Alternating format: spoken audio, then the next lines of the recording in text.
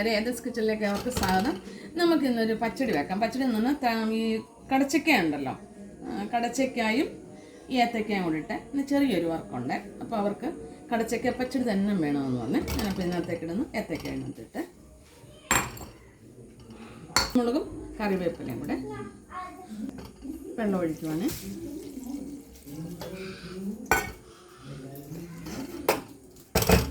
ആവശ്യമായ ഉപ്പ്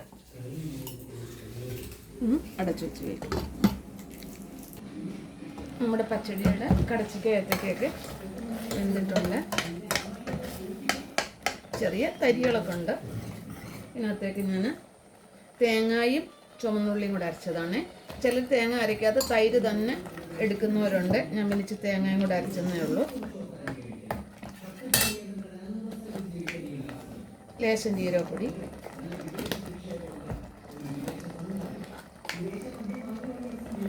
ഇച്ചിരി ഉലുവാപ്പൊടി. ഞാൻ മോരിനും പച്ചടിക്കുമൊക്കെ ഉലുവാപ്പൊടി ചേർക്കും.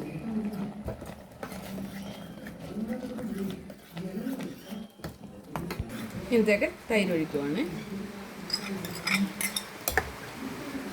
ഞാൻ സ്റ്റൗ തീ കുറച്ച് വെച്ചേക്കുവാണ്.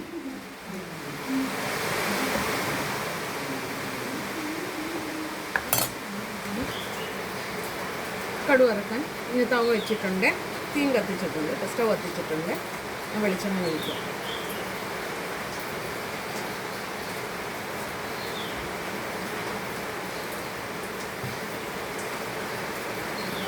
എണ്ണ ചൂടാൻ കടുക് ഇടുവാണ്.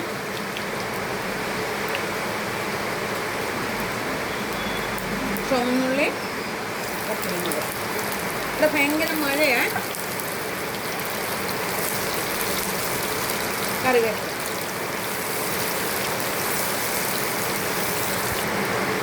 നല്ലൊരു പച്ചടിയാണ് ഈ കടച്ചക്കായും ഏത്തക്കായും കൂടെ ഉള്ളത്. നല്ല സൂപ്പറാണ്. നമ്മൾ ഏത്തക്ക തന്നെ ഇട്ട് പച്ചടി വെക്കുന്നുണ്ട്. കടച്ചക്കായും ഏത്തക്കായും കൂടെ നമ്മൾ പുളിശ്ശേരി വെക്കാം. ഇത് നല്ലൊരിതാണ്. നമ്മുടെ കടുവൊക്കെ പൊട്ടി ഇതെല്ലാം വന്നിട്ടുണ്ട്. ഒരു ലേശം മഞ്ഞപ്പൊടി, കാരണം ഇച്ചിരി മഞ്ഞപ്പൊടി കളർ കുറവുണ്ട്.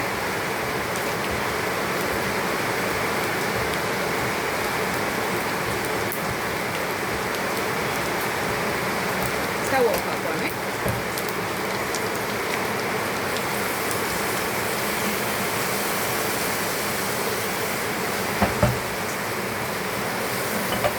നമ്മുടെ പച്ചടി റെഡി ആയിട്ടുണ്ട്.